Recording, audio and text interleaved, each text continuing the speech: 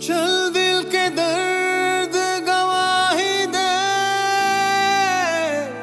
काश तू भी कभी दिखाई दे।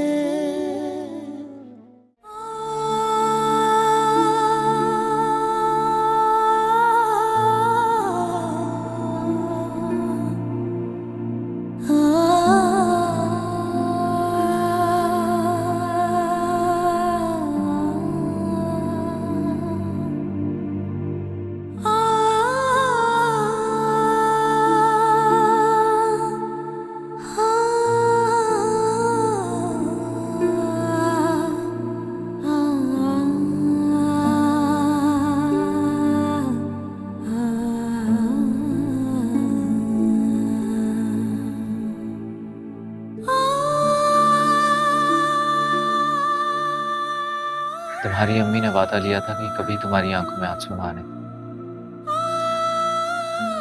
प्लीज इसलिए रोना बंद करो ताकि उनका आखिरी सफर आसान हो सके।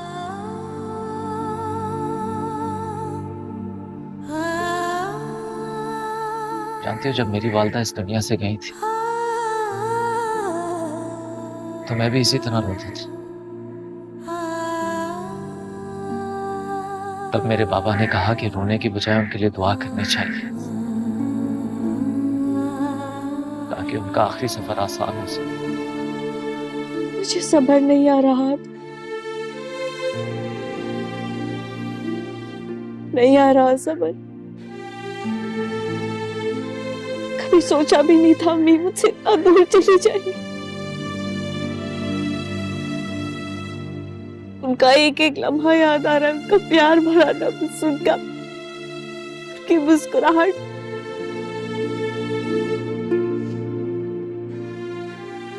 सब याद है मुझे। ईमान, तुमसे किसने कह दी कि वो तुमसे दूर है? अगर सच्चे दिल से महसूस करोगी तो तुम उन्हें हमेशा अपने पास पाओगी। प्लीज ईमान, हौसला रखो। तुम्हें इस तरह देखकर दादी कितनी अपसेट हो गई। हौसला? इतनी मजबूत नहीं हुए। ना मेरे अंदर उन्हें खोने का हौसला था और ना उन्हें भूलने का हौसला है।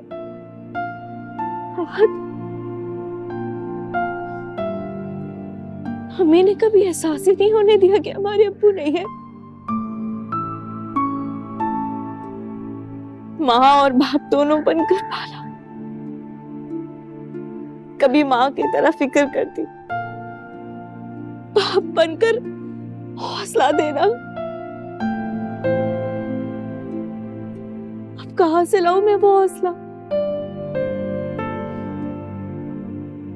हर बहरान का मुकाबला करना तो उन्होंने सिखाया था मुझे।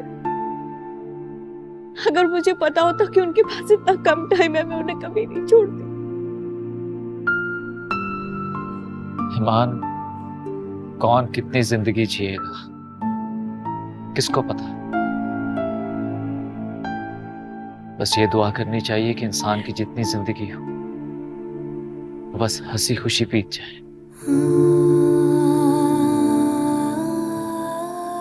ईमान, ईमान, औलाद का रिश्ता माँ से इतना करीब होता है, इतना मजबूत होता है कि मौत भी उसे जुदा नहीं कर सकती।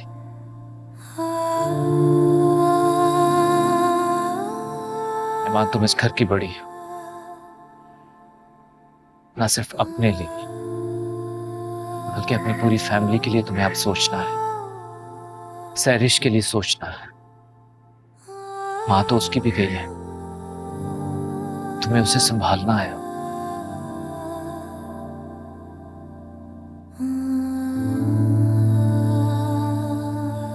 ठीक कह रहे हो।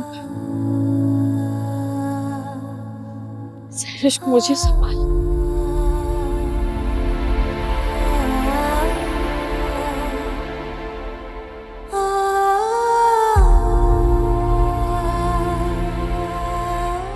ईमान, बाबा की तबीयत ठीक नहीं, इसलिए मैंने उन्हें घर भेज दिया।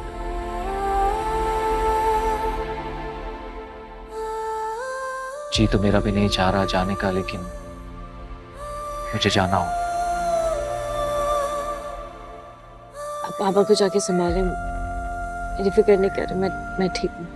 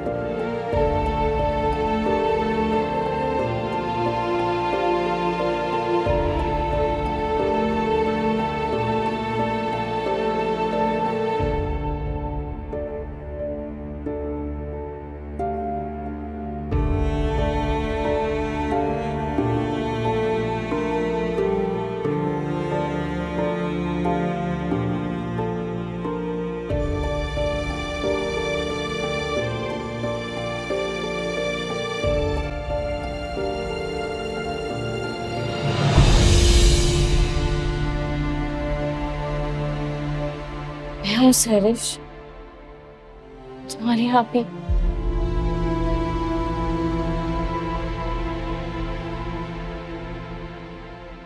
जानती हूँ अम्मी के जाने का बहुत गम है,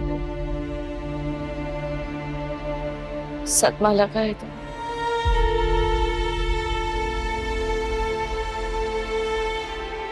अपनी हालत भी मैं बता नहीं पा रही, लेकिन हम दोनों तो हैं ना एक दूसरे के लिए। मैं तुम्हारा बहुत ख्याल रखूंगी, तुम्हें कभी नहीं रोने दूंगी।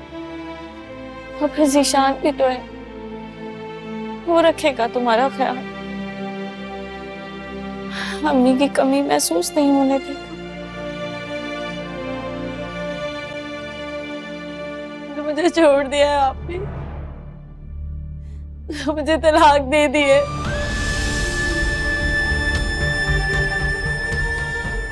अम्मी नहीं सह पाए, वो मर गई यहाँ पे। यहाँ ने मुझे तलाक दे दी है।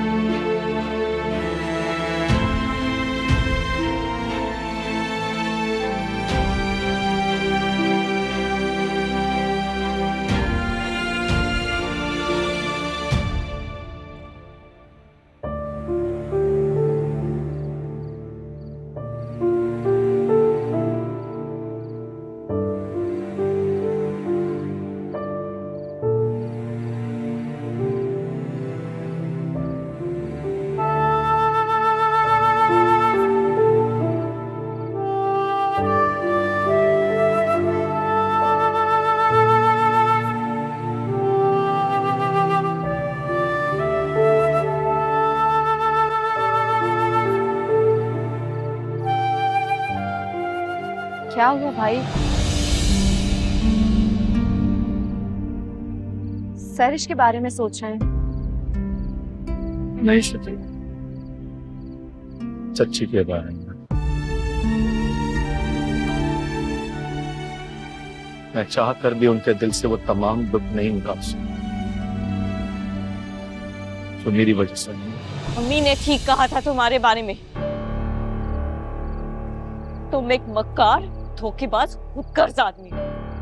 पहले तुमने मेरी जिंदगी बर्बाद की और अब मेरी बहन की कर दी। क्या है औरत तुम्हारे लिए? हाँ, मजाक है। जब चाहा अपना लिया और जब चाहा तलाक के 3 लफ्ज बोलकर छोड़ दिया। आप गलत तुम चुप रहो। आज मुझे इससे हिसाब लेने दो। आज सारी ज्यादतियों का हिसाब लूंगी इससे। कभी जिंदगी में किसी मुकाम पे सोचा नहीं था कि तुम्हारा यूं गिरेबान पकड़कर तुमसे हिसाब लूंगी, लेकिन अपने लिए तो मैं चुप रही, अपनी बहन के लिए चुप नहीं रहूंगी। तुमने सोचा भी नहीं कि सैरिश टूट जाएगी। इस सदमे ने मेरी माँ की जान ले ली। निशान, तुम कातिल हो मेरी माँ के। तुमने कत्ल किया उन्हें। कसूरवार मैं नहीं हूं ईमान, तुम्हारी अपनी बहन है।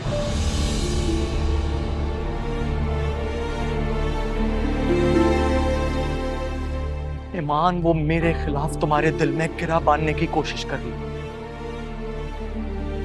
उसे तलाक देकर मैंने उसी की ख्वाहिश पूरी की, अपनी नहीं। उसने मुझे कभी नहीं अपनाया भाई।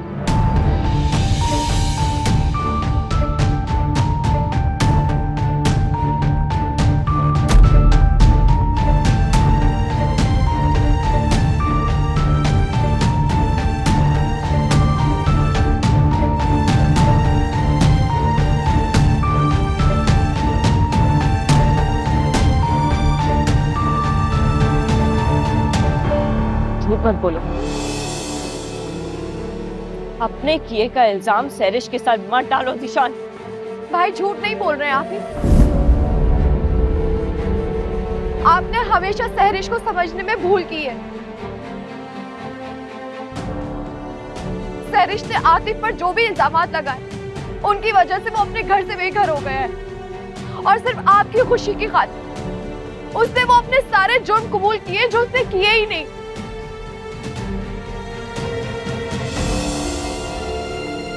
अभी आपकी खातिर जो शख्स कभी अपने घर वालों से अलग नहीं रह सकता था, वो अपने भाई और बाबा के बगैर रह रहे, सिर्फ उनके सुकून और आराम के लिए। आतिफ पर लगाए गए सारे इल्जामात बेबुनियाद हैं। और इस बात का सबूत ये रिपोर्ट है। और जो सैरिश ने आपको दिखाई थी ना, वो झूठ थी।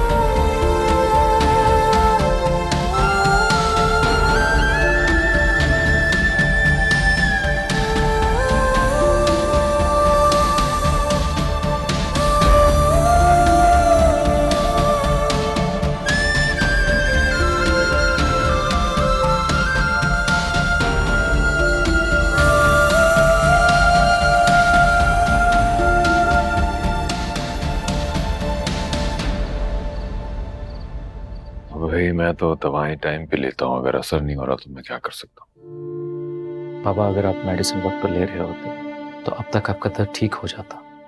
आप यकीनन मेडिसिन नहीं ले रहे। बहू भी तो नहीं है यहाँ पर। अब प्लीज उसका बहाना मत बनाएं। मैं जानता हूं आप किसी और को मिस कर रहे हैं। उस नालायक का नाम भी मत लो मेरे सामने। उसने मेरे सारे खानदान का नाम इज्जत बर्बाद करके रख दी है। और इस पे ऊपर उसकी हठधर्मी देखो कि वो यहीं घूम रहा है। रोज आपा मुझे कॉल करके पूछती हैं कि वो अभी तक क्यों नहीं आया। उन्हें क्या बताऊं मैं कि वो यहाँ क्या कारनामे अंजाम दे रहा है। अब तो शायद उसे डिग्री की नहीं बल्कि सर्टिफिकेट की जरूरत है, एक गुंडे बदमाश के सर्टिफिकेट की। प्लीज बाबा, आप अपनी सेहत का तो ख्याल रखिए। तो क्या करूं मैं? उसे इतना बदला देखकर मैं कभी कभी सोच में पड़ जाता हूं, कहां कमी रह गई तरबियत करने में।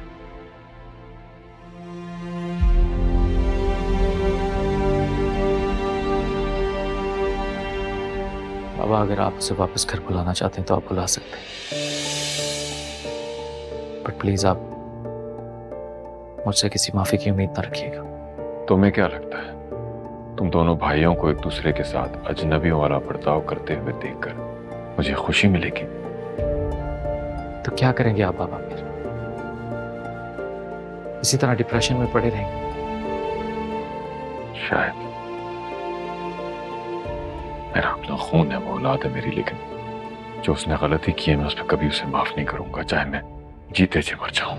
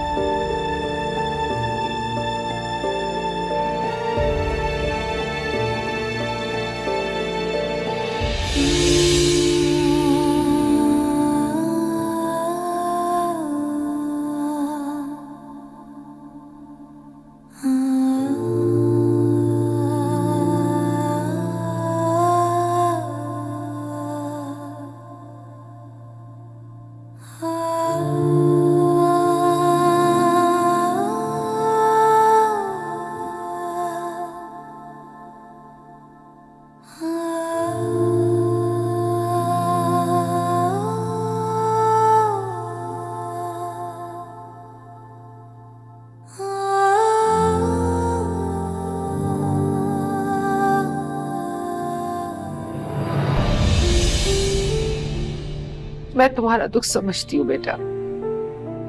मैं भी तो तुम्हारी माँ जैसी हूँ। खुद को कभी यतीम मत समझना। मैं तुम्हें इस तरह दुखी नहीं देख सकती। तुम्हें इस गम से बाहर आने के लिए हाथ की जरूरत है और हाथ को तुम्हारी जरूरत है बेटा। तुम्हारे ताया और बीजान भी तुम्हारे लिए बहुत दुखी है। तुम्हें खुद को मजबूत बनाना होगा। इस दुख से बाहर निकलना होगा बेटा।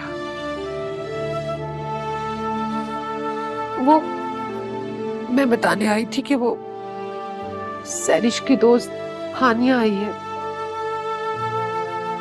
शायद वो तुमसे ताज़ियत करने आई है शमीम के लिए। आजो बेटा।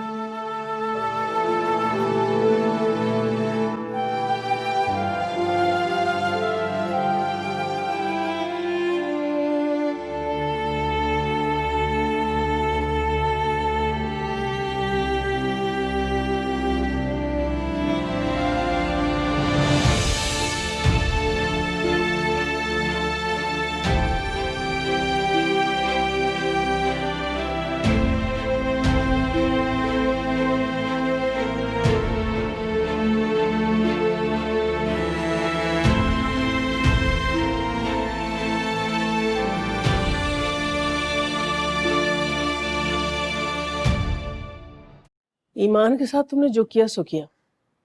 अब सैरिश के साथ तो तुम्हें अपना रिश्ता निभाने की कोशिश करनी चाहिए थी ना। थोड़ी सी बर्दाश्त कर लेते। शादी और तलाक कोई मामूली बात नहीं है। जल्दबाजी के फैसले नहीं होते ये। अरे किसे समझा रही हैं आप बीजान? पर खुददार को रिश्तों की बारीकियां निभाना आता तो पहली तलाक की नौबत भी नहीं आनी थी, मगर ये पहले एक को तलाक, फिर दूसरी को तलाक, अब तीसरी को तलाक। शादी ना हुई, खेल हो गया। खेल मैं नहीं रहा हूं, बल्कि जिंदगी मेरे साथ खेल रही है। मानता हूं कि माजी में मुझसे गलतियां हुई हैं, लेकिन इस बार सैरिश के मामले में मैं बिल्कुल भी गलत नहीं था।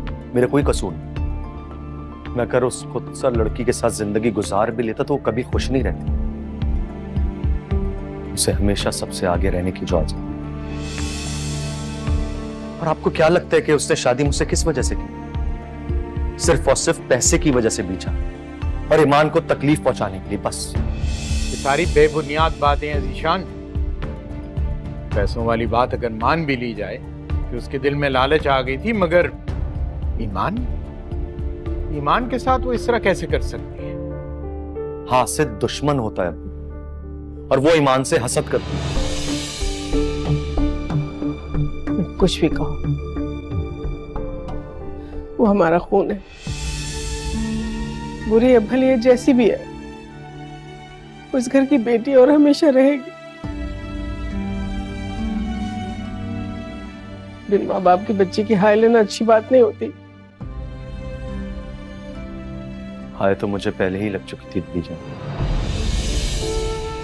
तभी तो जिंदगी हर मोड़ पे मेरा इम्तिहान भी। रुककर सांस भी लेना चाहता हूं, मगर सफर है कि खत्म होके ही नहीं दिख रहा है। क्या सोचा है?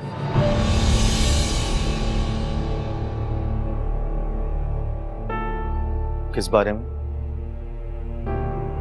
सहरिश की इद्दत पूरी होने तक तुम उसके सामने नहीं आ सकते, और एक ही छत के नीचे रहते हुए ये मुमकिन नहीं।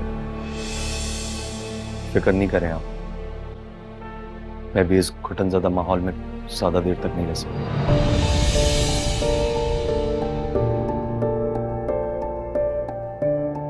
आज का दिन बर्दाश्त कर लो मुझे, कल चला जाऊंगा।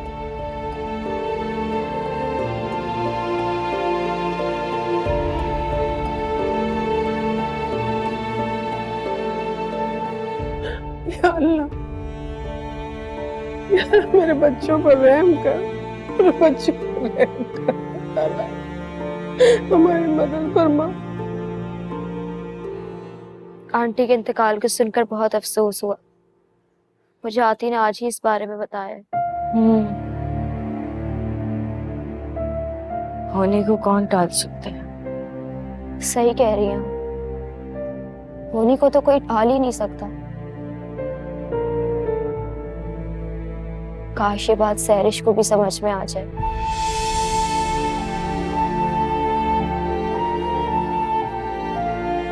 कि खुदा के कुन के बगैर किसी इंसान की किस्मत तब्दील करना, खैर इस वक्त ये बात करना मुनासिब नहीं है। कल मेरी यूएसए की फ्लाइट है, उसके बाद पता नहीं आपसे मुलाकात हो या नहीं।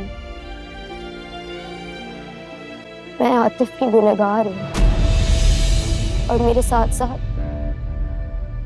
सहरिश भी उसकी गुनहगार है। झूठी!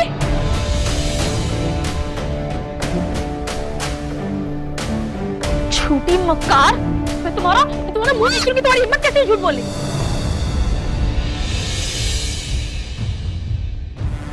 अब ये झूठ बोल रही है।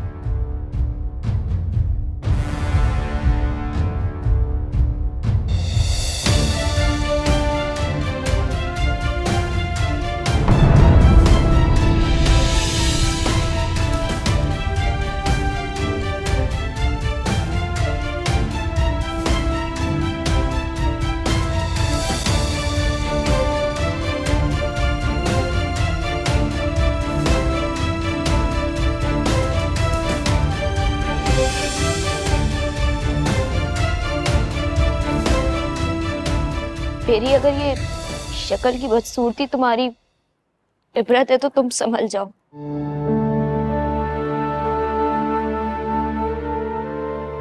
मुझे मेरे किए की सजा मिल चुकी है। बुराई का अंजाम बुराई होता है। यही बात मैं तुम्हें समझाने के लिए आई हूँ आज यहाँ।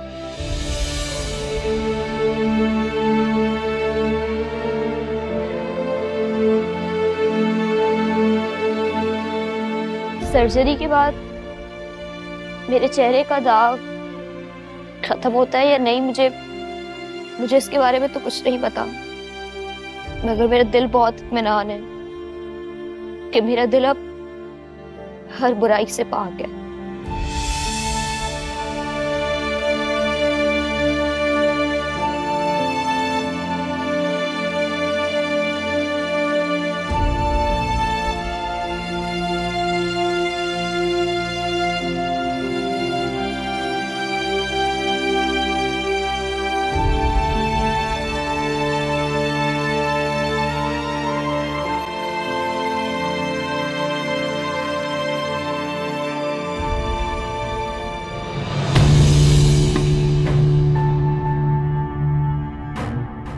आप ही वो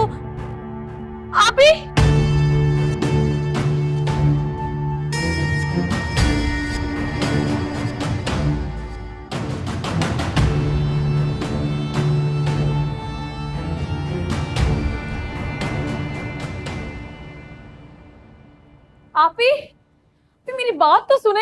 मत बुलाओ मुझे आपी। अम्मी की तरह मैं भी मर चुकी हूँ तुम्हारे लिए। ये आप कैसी बातें कर रही हैं? वो हानिया झूठ बोल रही है। झूठ तुम बोल रही हो सैरिश, हमेशा से बोलती आई हो लगातार। शर्म आ रही है मुझे सोच कर कि तुम मेरी बहन हो।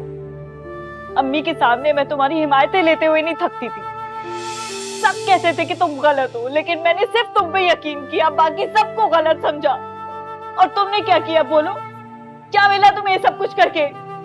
तुमने ना सिर्फ शिफा और आतिफ की जिंदगी मुश्किल बनाई, बल्कि मेरी भी। क्या जवाब दूंगी मैं अहद और बाबा को, बताओ? किस मुंह से जाऊंगी मैं उनके पास? जिस बेटे से उन्हें नफरत करने पर मजबूर कर दिया मैंने, जब उन्हें पता चलेगा कि वो बेकसूर है, क्या वो मुझे माफ कर पाएंगे? लेकिन मैं ये सब कुछ तुमसे क्यों कह रही हूं? किस किस को धोखा दिया है तुमने? किस किस से झूठ बोला है? बताओ। अम्मी आज अगर जिंदा होती ना, तो तुम्हारी ये हरकतें देखकर ही जीते जी मर चुकी होती। इसीलिए अल्लाह ताला ने उन्हें पहले ही अपने पास बुला लिया। आप भी वही कह रही हैं ना जो अम्मी मेरे साथ क्या करती थी? आपको सबके दुख की परवाह है, सिवाय मेरे। दुख? तुम्हें दुख होता है?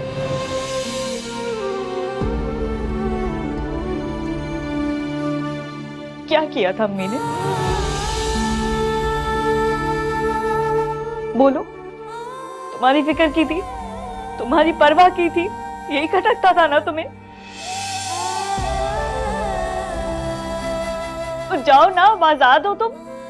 कोई नहीं है तुम्हारी परवाह करने वाला। जाके जियो अपनी जिंदगी।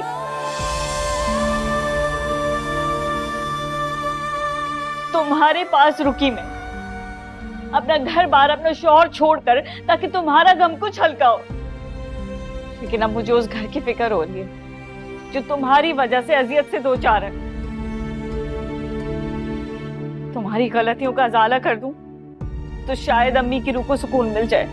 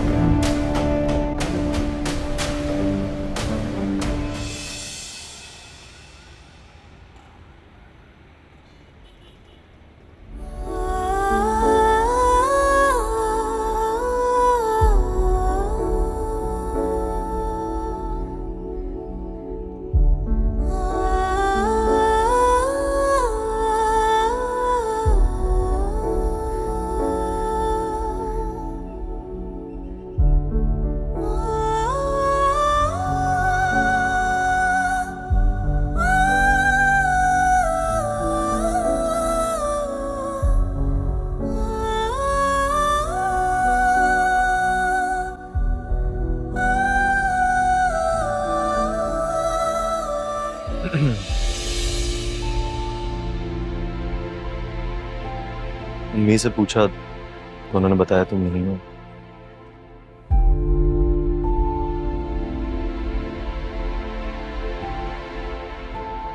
हाथ का वेट कर रही थी।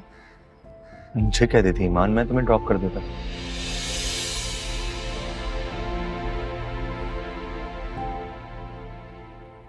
नहीं, शायद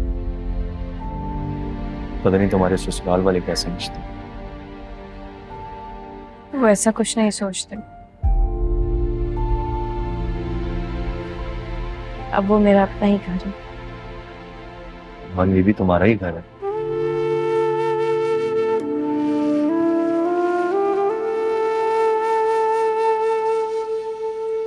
इस घर में रह के ना मुझे अम्मी की बहुत याद आती है।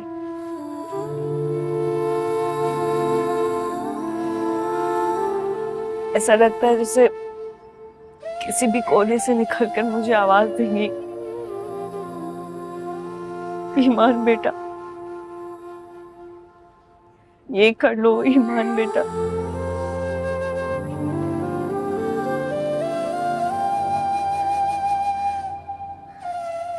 मुझे पता है कि ऐसा कभी नहीं हो सकता।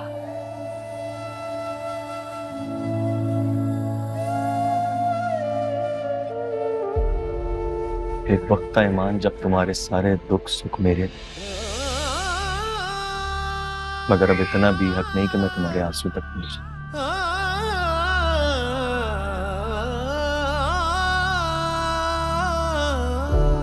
मैंने तुम्हें बहुत दुख किए हैं। हो सके तो मेरी गलतियों पे मुझे माफ कर दे। मैं तो तुम्हें कब का माफ कर चुकी हूँ ज़ीशान।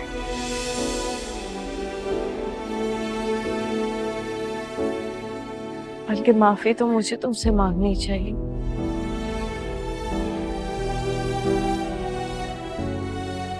मैंने तुम्हें कितना गलत समझा। नहीं ईमान, तुम्हारी जगह अगर कोई और भी होता तो वो भी यही करता। मगर मुझे तसल्ली इस बात की है कि तुम्हें सारी सच्चाई का इल्म होगी।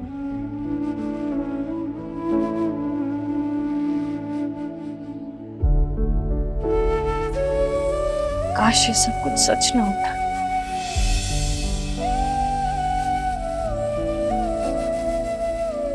काश।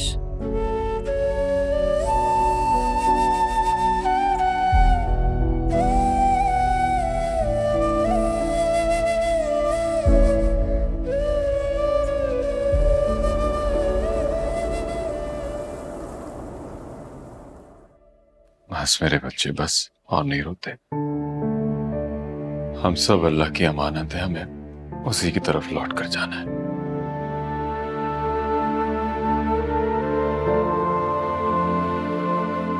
बस किसी का बुलावा पहले आ जाता है, किसी का बाद में। बस बस।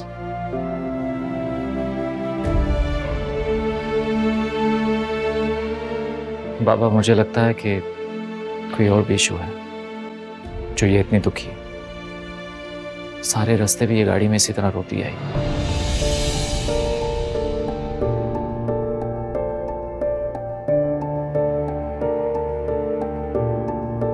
क्या बात है बेटा, बाबा को नहीं बताओगे? कुछ नहीं पापा, बस ऐसे ही दिल भर आए।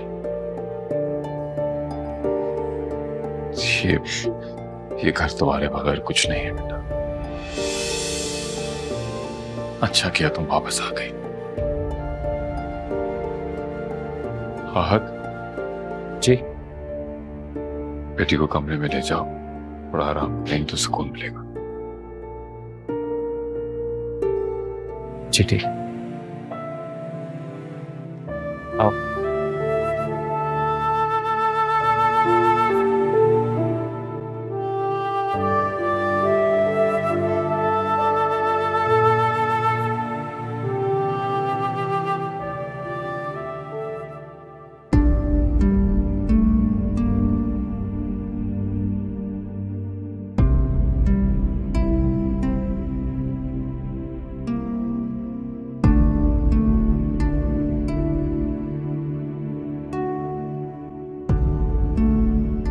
ये मत समझना कि तुम पे तरस खाकर मैं तुम्हारा ख्याल कर रही हूँ।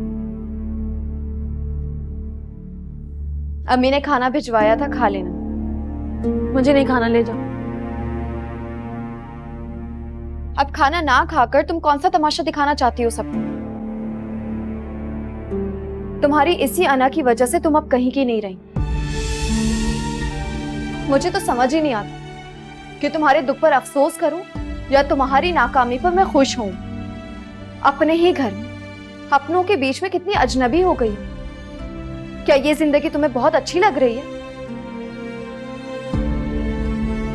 भाई कितने अच्छे थे, कितना ख्याल रखते थे, लेकिन तुमने अपने साथ साथ भाई की जिंदगी भी बर्बाद कर दी। लेकिन इस सब के बावजूद सब तुम्हारी बहुत फिक्र कर, लेकिन तुम्हें ही किसी की कदर नहीं है। क्या हो रहा है ये? मैंने तुम्हें यहाँ खाना देने के लिए भेजा था ना, या नसीहतें करने के लिए? जाओ यहाँ से।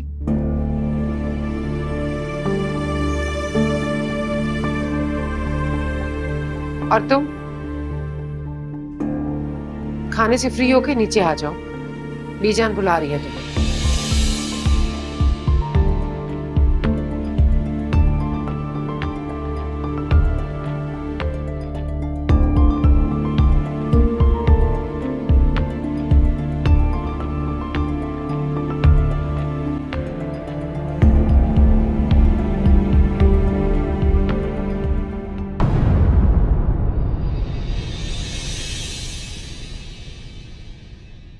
चल दिल के दर्द गवाही दे, काश तू भी कभी दिखाई दे।